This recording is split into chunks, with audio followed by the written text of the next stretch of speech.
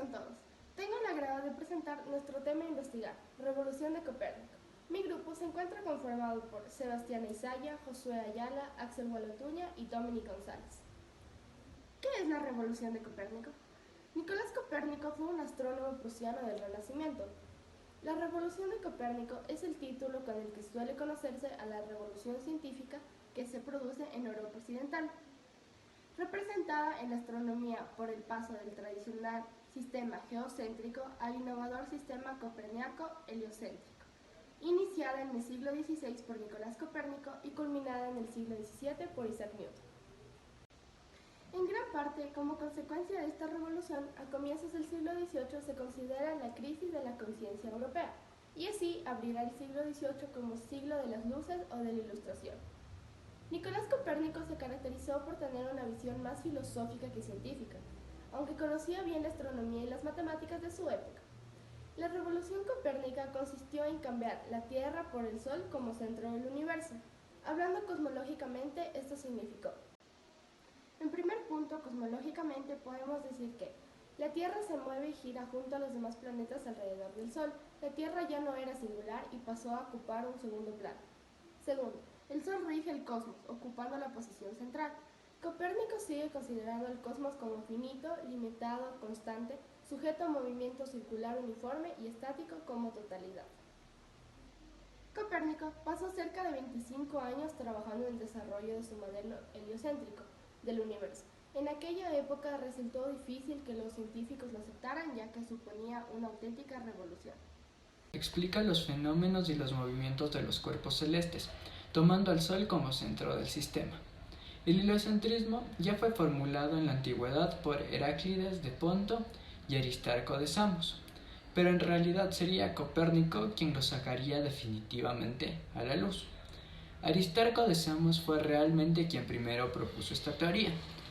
La teoría desarrollada por Aristarco se basó en la distancia entre la Tierra y el Sol, planteando que el Sol poseía una medida mucho mayor que la Tierra que para la Tierra. Por esta razón, Aristarco propuso que era la Tierra la que giraba alrededor del Sol, y no a la inversa. Más tarde, en el siglo XVI, Nicolás Copérnico formuló nuevamente la teoría, sustentada en cálculos matemáticos aún más precisos, lo que hacía la diferencia de la teoría de Aristarco, publicando en 1543 el libro De Revolutionibus Orbium Coelestium. Estas ideas de Copérnico y la publicación del mismo libro marcaron el comienzo de lo que se le llamó revolución científica, no solo un cambio importante en la astronomía, sino en las ciencias en general, y particularmente en la cosmovisión de la civilización.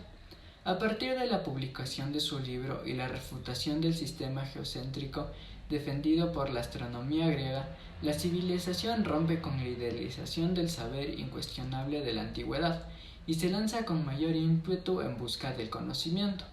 Esta teoría abrió el camino a los adelantados científicos técnicos de la cosmonáutica. Copérnico adoptó la idea de una Tierra en movimiento para resolver el problema planetario que, según opinaba, no estaba satisfactoriamente resuelto. En el sistema heliocéntrico resultaba mucho más sencillo realizar el cálculo correcto de las posiciones planetarias, y por ello Copérnico no dudó en romper una tradición de más de 2000 años de una Tierra en reposo. El heliocentrismo ya había sido descrito en la antigüedad por Aristarco de Samos, quien se había basado en medidas sencillas de la distancia de la Tierra al Sol, que determinaban un tamaño del Sol mucho mayor que el de nuestro planeta. Por esta razón, Aristarco propuso que era la Tierra la que giraba alrededor del Sol, y no a la inversa, siendo el primer proponente del modelo heliocéntrico. Profesor Giovanni Benítez, mi nombre es José Enrique Ayala Farfán de tercero de bachillerato A. Yo le voy a explicar las grandes implicaciones que se realizaron gracias a la revolución de Nicolás Copérnico, dándose así su importancia en cada una de estas y trata de entender por qué fue tan importante su aporte. El aporte de Nicolás Copérnico fue fundamental para cambiar la astronomía por completo, la creación de su teoría heliocéntrica, pero siendo este su aporte más importante, esto no fue lo único que hizo, ya que basándose por su propia teoría, propuso otras más en torno al enfoque astronómico que al igual que el heliocentrismo fue apoyado por científicos y astrónomos de la época. Su aporte no solo involucraba al campo científico, porque también influyó en lo social, ya que hizo que la humanidad hasta la actualidad diera su propuesta del universo como verídica, reflejando esto en 5 grandes implicaciones en las que estuvo involucrado. El nuevo paradigma de la época. Desde el siglo I después de Cristo se concibió lo propuesto por Claudio Ptolomeo y Aristóteles como el modelo a seguir sobre el universo, que se basaba en la inmovilidad de la Tierra y que ésta era el centro de todo el universo. Pero con la teoría de Copérnico esto cambió radicalmente y para siempre la ciencia en general desde el siglo XVI, ya que propuso un modelo de un universo esférico donde la Tierra, los demás planetas y estrellas giraban alrededor del Sol, y esto fue respaldado por otros científicos de la época al presentar esto con la suficiente evidencia, usando principalmente las matemáticas para la explicación de su teoría. Eso hizo que su teoría fuera el modelo a seguir desde el siglo XVI hasta la actualidad, dejando invalidado lo dicho por los grandes personajes griegos al ser una creencia que ellos habían impuesto. Seguimos con la implicación de las matemáticas para la ciencia. Después de que Copérnico haya revolucionado la astronomía con su teoría heliocéntrica, esta mayormente su respaldo se debía a la explicación que tenía mediante la matemática. Es por esto que desde este momento se consideró que las teorías de la ciencia en general debían basarse principalmente en las matemáticas. Es desde aquí el punto de partida para poner a las matemáticas como prioridad ante cualquier teoría científica, observando así grandes aportes físicos posteriormente como el de la caída libre por Galileo Galilei o la teoría de la gravitación de Isaac Newton, grandes aportes que también revolucionaron la ciencia basando su aplicación en la matemática. Continuando con la importancia de las matemáticas para la sociedad y la jerarquía de las disciplinas. El siglo XVI, perteneciendo a la Edad Media, fue un siglo centrado por el gran aporte que realizó la cultura griega, además del poder casi total de la Iglesia en la sociedad, donde se señalaba la teología y a la filosofía como principales disciplinas encargadas de explicar el universo al basarse en lo dicho por los griegos, y se afirmaba que los astrónomos en aquellos tiempos no podían cuestionar a los teólogos y a los filósofos sobre la creación del universo. Es aquí donde verdaderamente se podría decir que se da la revolución copernicana, ya que dada la teoría heliocéntrica y el gran hincapié que se le daría a las matemáticas, es donde todo se pondría de cabeza. Las matemáticas pasarían a ser la principal disciplina en ese entonces al ser tan importantes para la ciencia, y se le quitaría cierto poder a la filosofía, ya desde que dicha revolución se le vio a las matemáticas como pilar fundamental y a los astrónomos como los únicos que podían decir cómo es el universo, dándose así una jerarquía de disciplinas, donde si bien la Iglesia no perdió su poder, la teología como idea dejó de ser considerada importante al instaurar las matemáticas como el eje principal. Siguiendo con la teoría de los movimientos. Nicolás, con su teoría del universo, aparte de ser la gran causante de su revolución, no bastó, ya que a partir de ella pudo confirmar un fenómeno de la Tierra. Él se encontraba tratando de explicar por qué la temperatura variaba tanto en la Tierra, ya que al parecer no había algún fenómeno que explique lo que pasaba. Así que basándose en su teoría heliocéntrica pudo confirmar otro gran fenómeno a través de la matemática, y era que la Tierra poseía movimientos, siendo primero el de rotación, donde afirmaba que la Tierra gira en su propio eje y dura un día, y el de traslación, refiriéndose al movimiento que hace la Tierra al girar alrededor del Sol y dura un año. Con esto Nicolás pudo confirmar que existían distintas estaciones en el año por estos movimientos que él explicó, y así teniendo por último a la astronomía como el eje central. La revolución copernicana fue la responsable de poner a la astronomía como eje central de la ciencia, al ser el punto de partida de la cosmología hasta los días actuales, donde a lo largo de los 500 años que hay hasta el siglo XVI, ha habido varios personajes importantes que han aportado algo a la astronomía, con la base que dejó Nicolás Copérnico, como lo es Galileo con sus observaciones del telescopio, Newton con su aporte a la gravedad o el mismo Albert Einstein con la teoría de la relatividad, y todos utilizando la matemática. Copérnico hizo despertar el interés de la sociedad por el universo, que es algo reflejado hasta nuestros días, que a pesar de que queda mucho por explorar en el cosmos y que es básicamente imposible descubrir todo lo que contiene aunque se hagan viajes espaciales, esto se realiza actualmente teniendo presente las teorías de los grandes astrónomos y sobre todo al gran aporte de Nicolás Copérnico. Sin duda Copérnico fue alguien que fue más allá y reflejó un impacto grande en la sociedad gracias a su gran capacidad de investigación y a sus valiosos aportes. Muchas gracias, profesor Giovanni.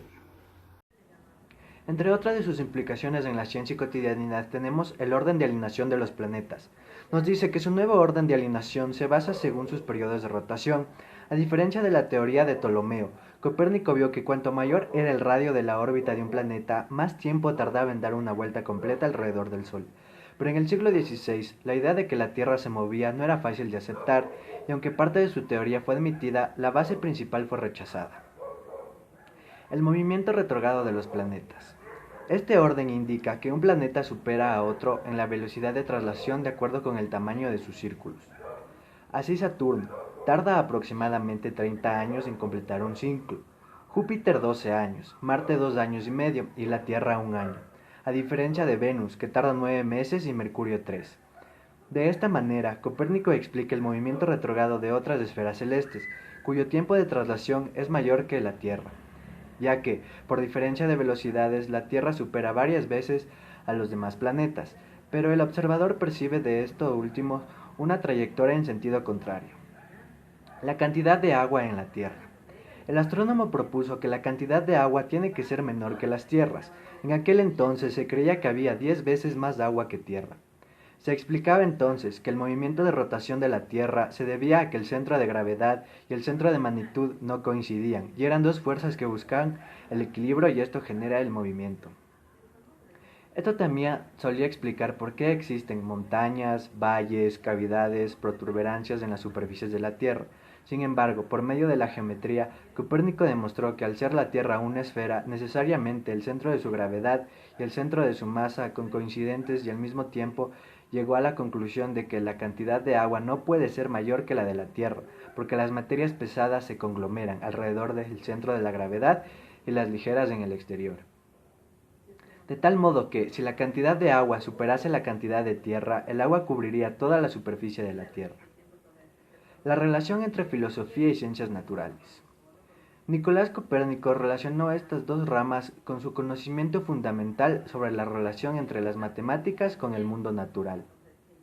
Algunos historiadores de la ciencia parecen ignorar el papel fundamental que ejercen las matemáticas y frecuentemente se dice que el pensamiento filosófico y científico del siglo XVI tiene como principal fundamento el heliocentrismo, como si esto no fuera una consecuencia natural. Sin embargo, no se puede ignorar que el heliocentrismo, además de resolver un problema astronómico, fue resuelto con una técnica matemática. Teoría del aumento de precios. Copérnico se interesó en asuntos monetarios cuando el rey Segismundo I de Polonia le pidió hacerle una propuesta a la reforma de la moneda de su comunidad. El análisis de Copérnico arrojó que es imposible tener dos tipos de moneda en un solo gobierno, una muy valiosa para el comercio exterior y otra menos valiosa para las transacciones locales, como se lo sugirió Segismundo. Formuló entonces la teoría de la cantidad de dinero, que estipula que los precios varían proporcionalmente con el abasto de dinero en la sociedad. Explicó esto antes de que el término inflación fuera inventado.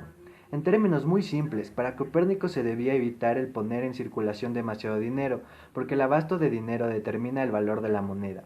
Entre más dinero haya, el valor del mismo se reduce. Esta es la causa principal y directa de que los precios de los bienes aumenten. Gracias.